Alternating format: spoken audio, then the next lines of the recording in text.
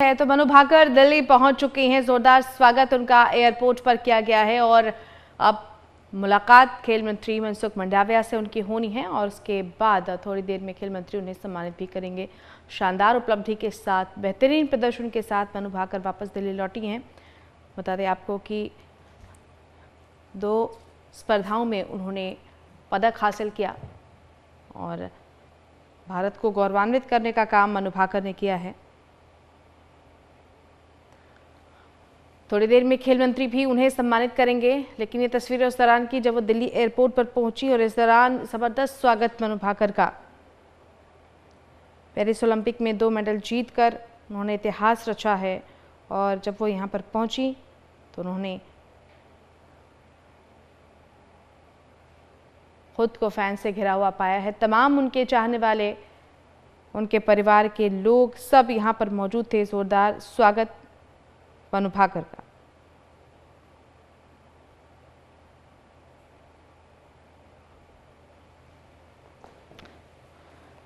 तो संवाददाता नितिन धीमान हमारे साथ जुड़े हुए हैं। नितिन, भव्य स्वागत हो चुका है और थोड़ी देर में खेल मंत्री भी मुलाकात करने वाले हैं। क्या अपडेट है इसे लेकर और क्या कुछ आगे का कार्यक्रम मनु भाकर का? बिल्कुल, एयरपोर्ट पर भव्य स्वागत हुआ और जिस तरीके से हमने तस्वीरें देखी कि उनको कंधे पर उठा लिया और उसके बाद फिर ओपन कार में ढोल नगाड़ों के साथ वो वहाँ से रवाना हुई हैं, क्योंकि अब खेल मंत्री से मुलाकात का वक्त अब 2 बजे का है। तो 2 बजे उनके घर पर मुलाकात की जाएगी। वहाँ पर फैसिलिटेट उनको किया जाएगा, सम्मान किया जाएगा और साथ में दूसरे जो शूटर हैं उन जो ब्रॉन्ज जीत कर आए महाराष्ट्र के, उनको भी सम्मानित किया जाएगा।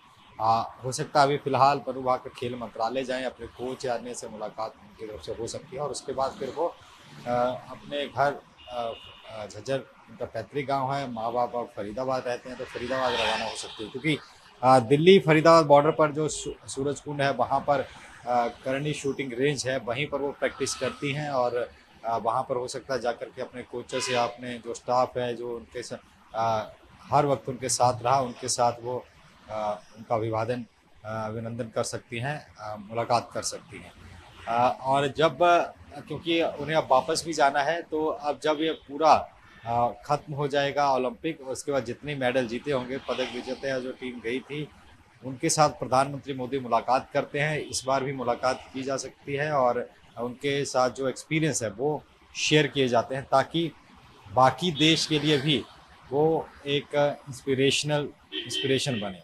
मनु भाकर की कहानी अपने आप में इंस्पिरेशनल है, क्योंकि 10वीं से उन्होंने शूटिंग शुरू कर दी थी। हमने उनके माँ बाप से भी बात की थी बहुत पहले, जब वो पहली बार जीत के आई थी, तब उन्होंने कहा था कि अपनी बच्ची के लिए अपनी जॉब तक छोड़ दी और पूरी डेडिकेशन के साथ उसको शूटिंग के लिए उनके माता पिता ने प्रिपेयर करवाया।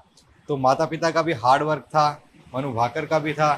मनु भाकर को पहले अच्छी जीत मिली, लेकिन फिर एकाएक जब टोक्यो में हार हुई, क्वालिफाई भी नहीं कर पाई, उसके बाद वो काफ़ी ज़्यादा निराश हो गई थी, शूटिंग तक छोड़ने का निर्णय कर लिया। फिर उन्होंने खुद एक इंटरव्यू में कहा कि भगवत गीता उन्होंने पढ़ी और वहाँ से दोबारा मोटिवेशन मिली, घर वालों ने मोटिवेशन दी और उसके बाद दोबारा वो गई और उन्होंने अब इतिहास एक रचा है। तो कम एक चीज़ ये भी बताता है, इंस्पिरेशनल भी है, कि हार कभी नहीं माननी चाहिए और ये चीज़ मनु भाकर ने ज़रूर सिखा दी सभी देशवासियों को कि एक ओलंपिक में वो क्वालिफाई भी नहीं कर पाई थी और दूसरे ओलंपिक में वो 2 मेडल लेके आई, तीसरे से बहुत कम मार्जिन से चूक गई हैं। बिल्कुल। और अब अगली बार के लिए उन्होंने गोल्ड पर निशाना रखा हुआ है।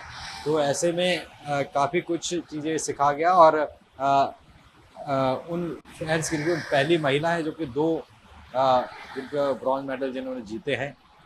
इसके साथ साथ विनेश फोगाट भी फाइनल में पहुंच गई है, वो भी एक पहली महिला रेसलर हैं जो कि फाइनल में पहुंची हैं। तो ऐसे में महिलाएं काफ़ी इतिहास रच रही हैं, खास करके इस ओलंपिक की अगर बात करें तो ऐसे में पूरे देश के लिए गर्व की बात है। और जिस तरीके से एयरपोर्ट पर स्वागत हुआ, तमाम फैंस पहुंचे, भीड़ उमड़ी और ढोल नगाड़े बजे, तो आमतौर पर ये एक वो मोमेंट होता है जब आपने पूरा जो 4 साल मेहनत की है, बिल्कुल। और उसका एक नतीजा खिलाड़ी आपके इसी सामने सम्मान होता के है। लिए जीता है नितिन, क्योंकि मनु भाकर ने जो सम्मान हासिल किया है वो उसके हकदार भी हैं। और उनकी ये सफलता बताती है कि अगर आप असफल हो तो निराश ना हो, वापस से कोशिश करें और सफलता एक दिन आपके कदम जरूर चूमेगी। बहुत धन्यवाद नितिन आपका इस तमाम जानकारी के लिए। तो संवाददाता नितिन दीवान हमारे साथ जुड़े हुए थे।